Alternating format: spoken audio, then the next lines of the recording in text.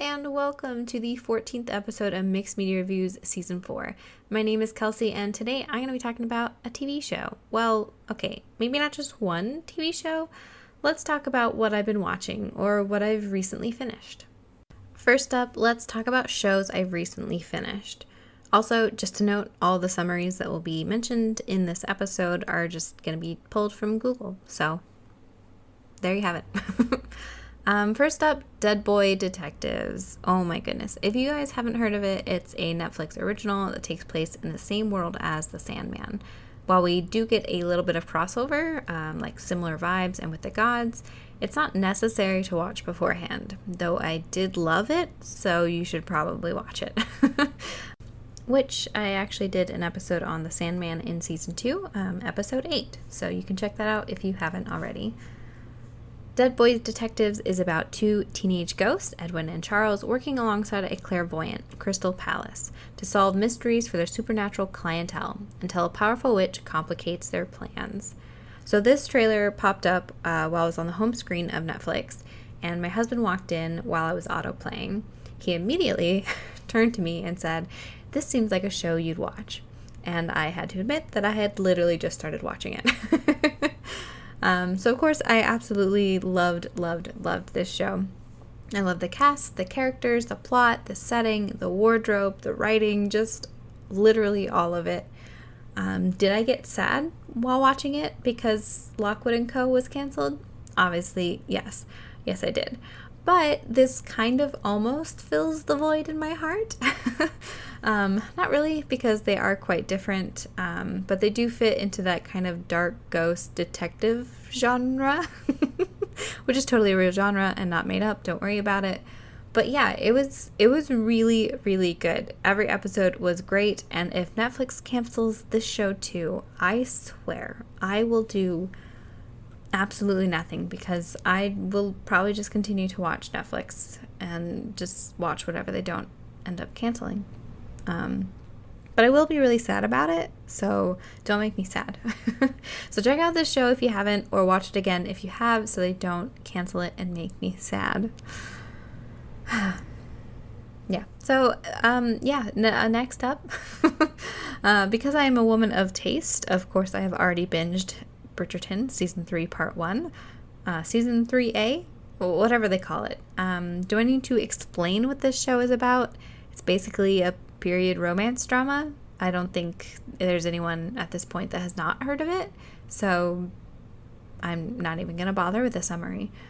Now, I've seen the discourse on this season, and I have seen that people are thinking the season was odd in the pacing and the things were happening too quickly, but I think we're going to get that other shoe to drop in the second half, and we'll be annoyed that we didn't enjoy the goodness while we could.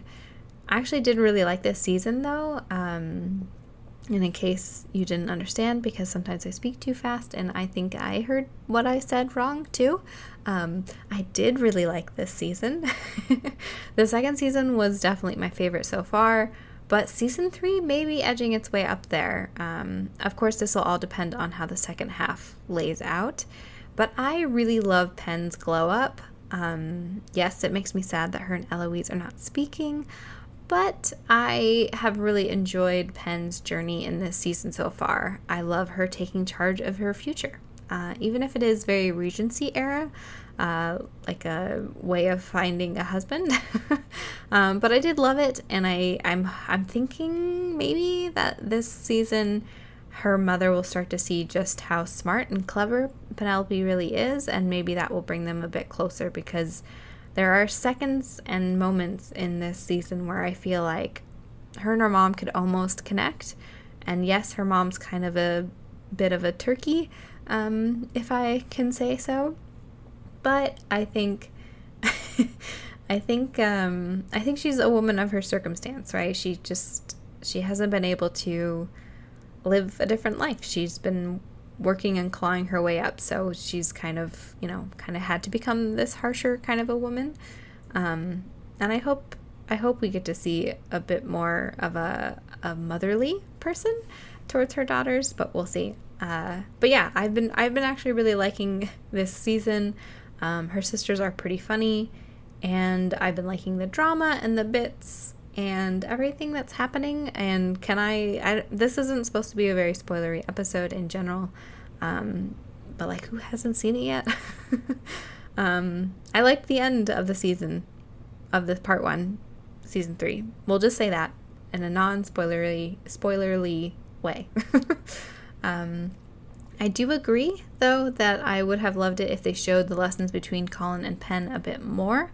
But I also love the subtlety of his, gazes across the room while she talks to other dudes, and the way that he, will kind of forget in the moment that he is just acting. And I really like those bits and pieces, and I don't necessarily mind to not have more, but at the same time, I do kind of crave it. It's a weird spot to be in. I also think it's a bit hard to come from the insane levels of chemistry and bantering from the last season to this kind of level where it's a bit more subtle, it's a bit more calm. And it's kind of hard not to feel cheated with it, I think. But I also think that playing up their friendship a bit more, it could have been good, but I also think I need to do a rewatch, as I have not done a rewatch in a bit. So I think their friendship has always been a bit more low-key anyway, and to all of a sudden heighten it, I feel like that might overplay its hand, perhaps. But I think it's just really hard to compete with the chemistry that we saw between Kate and Anthony of the previous season, because that was some crazy chemistry, and it's the reason why we all loved it. I think most of us preferred the second season more. But yeah, I loved it, and I'm really looking forward to the second season, and I'm of course really mad that they had to break it up, because I don't even understand why, because I feel like it would probably flow better anyway if we didn't break it up. It's not that long of a season. Lastly, in this little portion of the episode, the latest series of Taskmaster, it's fine. The latest series of Taskmaster just wrapped up. If you haven't heard of the show, where have you been living? No, I'm kidding. It's a British panel show that also airs on YouTube, which is very nice and very convenient for me, so I eat it up like a little rat. Sorry, I think I'm in a weird headspace at the moment. Also apologize if that laugh was really loud. So yes, if you haven't heard of it, it's a British panel show. It airs on YouTube. It's hosted by Greg Davis, who's the Taskmaster, and his assistant, which is the actual creator of the show, Alex Horn. Each series has 5 contestants, typically comedians, and each episode has them competing tasks for the Taskmaster. These are almost all pre-recorded, with the final task taking place in the studio live. These tasks are then ranked and judged by the Taskmaster after we watch every single task. Greg is the Taskmaster, in case you forgot. And each episode has a winner, with the final winner having the most points at the end of the series. These tasks are not normal tasks, of course. No, they're a bit odd, like maybe painting a picture, but you can't touch anything with your hands, and also the paint is made out of food. Or maybe you have to make the most exciting announcement, and that's all you get, and you have to figure out what that could mean. Or maybe even guessing the number of beans in a can, or guessing how many beans around the trailer is. That was a pretty good one. That was not in this series, though, and was that the first series? I don't remember which one it was. Anyway, this series, however, had Joanne McNally, John Robbins, Nick Mohammed, Sophie Willan, and Steve Pemberton. I must say that Nick Mohammed is an absolute treasure and delight, and I absolutely loved him this series. He's just so sweet and so kind, and seeing him do so terribly in almost every single task was absolutely hilarious. I loved it. I loved every second of it. The rest of the contestants were also really quite good at, being funny, not necessarily performing the tasks, and they also had really good chemistry together on stage. And there are times when they break the group up, because they're typically individual tasks, but sometimes they do group tasks where the 5 of them are split between a 3 person group and a 2-person group, and those people had really good chemistry, which is something that doesn't always happen in the show, so it's always nice when everybody pairs up really well. Overall, I think that it has to probably be ranked in one of the top 5, perhaps for Nick Mohammed alone, I'm not sure. It's certainly no James Acaster Series 7, which is by far and away the best series. If you're going to start watching this show, I highly recommend you start with Series 7 because it is so freaking good. But yes, I still think this is a really, really good series, and I absolutely love the show, and I always get a little bit sad when the series is ended, but they have announced the next series contestants, so I'm very excited about that, and I highly recommend it to anybody who enjoys watching things that are enjoyable, because it's really good, and it's on YouTube, so it's easy watch for sure. So what am I currently watching? First up, I started watching The Bear, which is on FX or Hulu or wherever you get that kind of stuff, with my husband. The Bear is about a young chef, Carmen, from the fine dining world coming home to Chicago to run his family's sandwich shop after a heartbreaking death in his family. A world away from what he's used to, Carmen must balance the soul-crushing realities of small business ownership, his strong-willed and recalcitrant kitchen staff, and his strained familial relationships, all while grappling with the impact of his brother taking his own life. As Carmi fights to transform both the shop and himself, he works alongside a rough-around-the-edges kitchen crew that ultimately reveals itself as his chosen family. I've really, really enjoyed this show. We finished the first season, but I may continue the second on my own, as my husband has had mixed feelings about the show, and I think he's kind of over it at this point. But I think it's excellent. It's very dramatic, but it still has some really funny moments. I like the long takes that we get, the camera takes, or with either a very still shot or a dynamic shot. I think they're really, really done well. I like the dynamic of the cast and the story that slowly unfolds over this course of the season. I've just really, really liked it, and I've heard it gets even better in the second season, so I'm really looking forward to continuing it.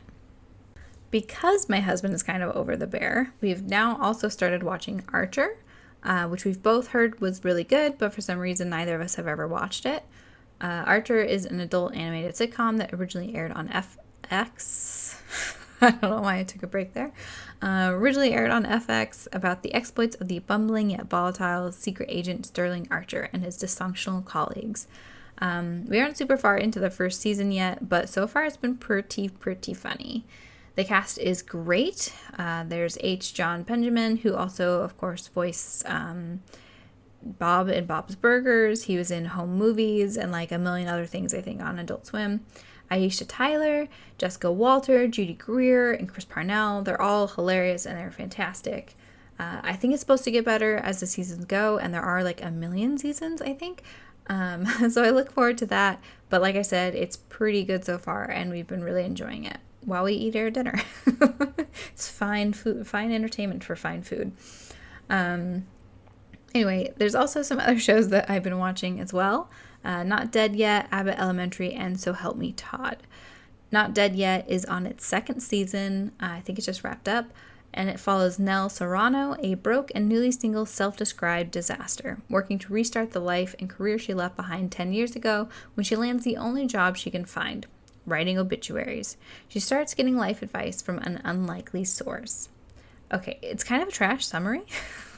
Because basically Nell, who's played by the fantastic Gina Rodriguez, is an obituary writer who starts to see the dead people she's writing the obituaries for. In true sitcom fashion, each ghost has some kind of advice that pertains to her life in that moment. And it's actually really, really, really good. I've really been liking it. Lauren Ash is in it, who played Dina in Superstore. She plays her boss. And also Hannah Simone, who played Cece in New Girl. She plays Nell's best friend. Like I said, I actually really enjoyed the show. It's better than I thought it was going to be, and it's just kind of a fun little thing to kind of turn on every once in a while. I still need to catch up. I don't think I finished this one, or the next two, but it is pretty good, and I do like it. Also, this is reminding me I'm also watching Ghosts, which I did not write down, but that's another one that I'm watching, and I also really love it. And also about ghosts. There's a lot of ghosts in this episode. Abbott Elementary, which I'm sure I don't need to tell you about it because, again, who hasn't heard about the show? It's currently in its 3rd season, and it is about a group of dedicated, passionate teachers and a slightly tone-deaf principal finding themselves thrown together in a Philadelphia public school where, despite the odds stacked against them, they are determined to help their students succeed in life. Though these incredible public servants may be outnumbered and underfunded, they love what they do, even if they don't love the school district's less than stellar attitude toward educating children. It's absolutely hilarious, but it also has me like crying randomly. It's really, really, really good. I know some teachers and they've said it's pretty accurate, pretty spot on for teacher life. And the cast is absolutely brilliant. Quinta Brunson, Tyler James Williams, Janelle James, Sheryl Lee Ralph. They're all fantastic. Janelle James, who plays the principal, Ava Coleman, is absolutely hilarious, and I love her character. Really fun show, really heartwarming. Definitely will get you in the feels, but it's super good. Super, super good. Last up is So Help Me Todd, which also wrapped up its 2nd season this year. Meticulous attorney Margaret Wright hires her talented but scruffy son Todd, played by Skylar Astin, as the law firm's in-house investigator. As a black sheep of the well-heeled Wright family, Todd is a laid-back, quick-thinking, excellent former private detective who fell on hard times after his flexible interpretation of the law got his license revoked. This is actually a super long summary, there's still a lot more sentences, but basically that's what it's about. Todd and his mom work together to help her figure out her cases as an attorney, and he's as the in-house detective guy, while they're also trying to balance their family dynamic, which includes Todd's older brother and sister, and it's actually pretty enjoyable. I have no idea if it's at all accurate. I have a feeling it is not in the least bit accurate, but it is a fun watch, which is nice, and kind of a new take, I guess, on a detective-y type of show. Though with Skylar Astin, I feel like they should be breaking out into song any minute. But one can only hope, because I don't think that's happened yet. But yes, it is pretty fun. It may not be highbrow television, but it can get kind of sentimental and deep at times, and, it's pretty good.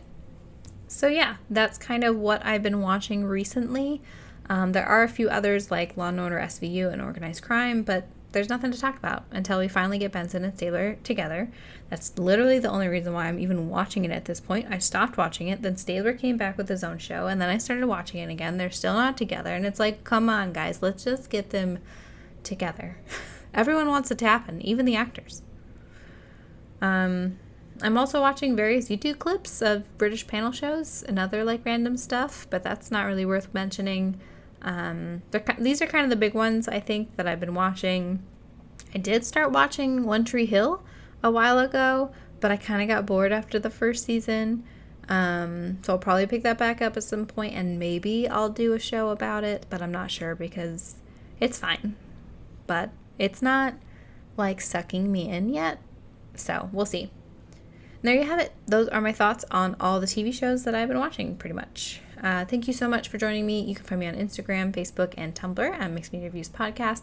Please leave me a comment to let me know if you've seen any of these shows, if there's any other shows that you want me to watch, or what you're currently kind of binging. You can also find me anywhere you have your podcasts, probably, but using Spotify would be very, very helpful. Please join me next week where I'm going to be talking about some kind of movie. Who knows what it's going to be? I certainly don't know what it's going to be. Maybe you know what's going to be, but probably not. Okay, bye!